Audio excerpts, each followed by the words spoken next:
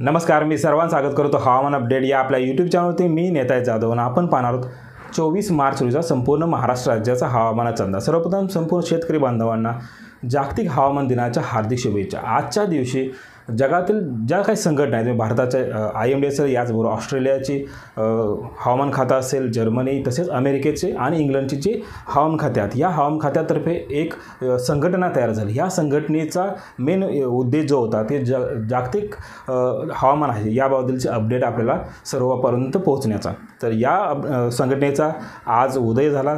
याच संघटनेमुळे जगभरातील जे सायक्लोन्स येतात, त्याचबरोबर थंडरस्टॉर्म्स येतात, याचबद्दल हवामानाची जी काही माहिती मिळते तर या संघटनेच्या सहभागामुळे. सर्वप्रथम लेटेस्ट सॅटेलाईट इमेजनुसार जर पाहिलं तर उत्तर भारतामध्ये सध्या कोणताही ॲक्टिव्हिटी डब्ल्यू नाही. मात्र येणाऱ्या 24 तासामध्ये म्हणजे 24 तारखेला किंवा 25 तारखेच्या सकाळपर्यंत एक स्ट्रॉंग WD जम्मू काश्मीरमध्ये येणार आहे. या WDच्या प्रभावामुळे हे उत्तर भारतामध्ये हिमवर्षा याचबरोबर मैदानी भागामध्ये आपल्याला पाऊस पाहायला मिळण्याची दाट शक्यता आहे.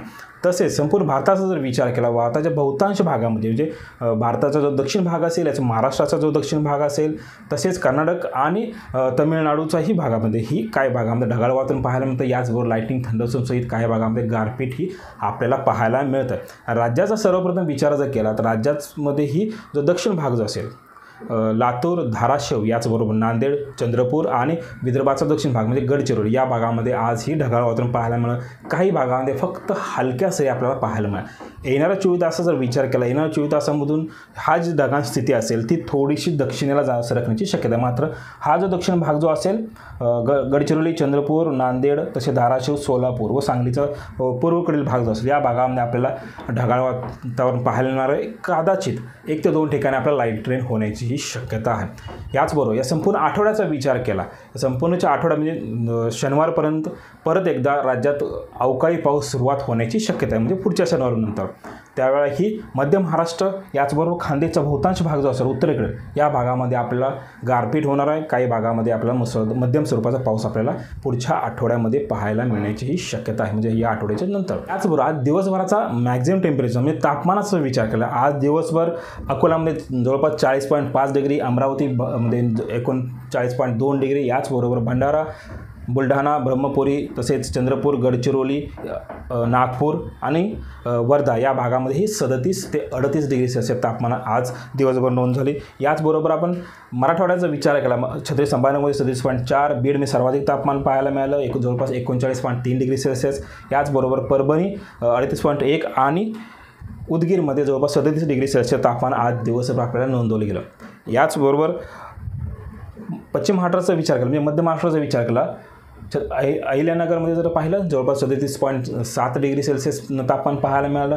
याचबरोबर कोल्हापूर 37.4 डिग्री, तसेच जळगावमध्ये 38.5 डिग्री, पुणे, नाशिक, सांगली, सातारा याच भागाचा विचार केला जवळपास 38 ते 39 डिग्री सेल्सिअस. आणि सोलापूरचा खास करून विचार केला, सोलापूर सर्वाधिक तापमान पाहायला मिळालं, जवळपास 40.5 डिग्री सेल्सिअस हे तापमान पाहायला मिळालं. याचबरोबर मुंबई आणि कोकणाचा जर विचार केला तर डहाणूमध्ये सर्वाधिक तापमान पाहायला मिळालं, 34.9 डिग्री सेल्सिअस. याचबरोबर हरणाई 32.4 डिग्री, मुंबई कुलाबा जर पाहिलं तर 32 डिग्री सेल्सिअस. याचबरोबर रत्नागिरी आणि मुंबई सांताक्रूझ जर पाहिलं 32 आणि 33 डिग्री सेल्सिअस आपल्याला आज दिवसभर तापमान पाहायला मिळालेलं आहे. येणाऱ्या 24 तासामध्ये याच्यामध्ये थोडीशी इन्क्रीज होण्याची दाट शक्यता आहे. ज्यावेळेला तापमान वाढेल त्याच वेळेला म्हणजे हा आठवडा तापमान वाढीच असेल, त्याच्यानंतर पुढचा जो आठवडा असेल त्यावेळेला आपल्याला पावसाची शक्यता आहे. याचबरोबर येणाऱ्या 24 तासात राज्यात तापमानाचा विचार केला, सर्वाधिक तापमान हे महाराष्ट्राचा जो मध्यवर्ती भाग जो असेल या भागामध्ये राहण्याची दाट शक्यता आहे. याच्यामध्ये मराठवाड्यात छत्रपती संभाजीनगर असेल, जालना, परभणीचा उत्तरेकडील भाग, वर्धा, धाराशिवचा उत्तरेकडील भाग हा भाग असेल, या भाग 40 डिग्री सेल्सिअस,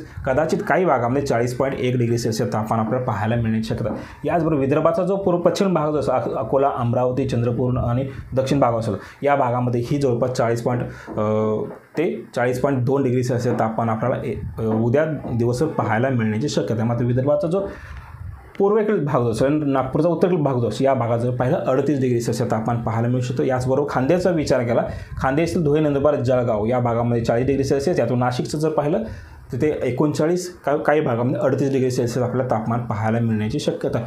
या जो पश्चिम घाटाचा विचार केला, पश्चिम घाटाचा संपूर्ण घाटमाथ्याचा जो भाग जो आहे, या घाटमाथ्या भागामध्ये जवळपास 36 ते 38 डिग्री सेल्सिअस, तसेच सांगलीचा जो पश्चिम पूर्वेकडील भाग जो असेल, याचा संपूर्ण सोलापूर जिल्हा या भागामध्येही 39 डिग्री सेल्सिअस तापमान पाहायला मिळतं.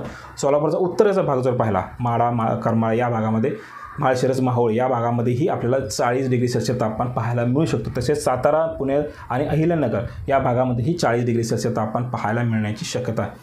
याचबरोबर कोकणाचा जर विचार केला तर कोकणामध्येही तापमानात हळूहळू वाढ होण्याची शक्यता आहे. मुंबई असेल, ठाणे, पालघर या भागामध्ये 33 ते 35 डिग्री सेल्सिअस. याचबरोबर दक्षिण भाग जो असेल, रत्नागिरी, याचबरोबर गोवा, सिंधुदुर्ग या भागामध्ये 32 ते 33 डिग्री सेल्सिअस तापमान पाहायला मिळण्याची शक्यता आहे.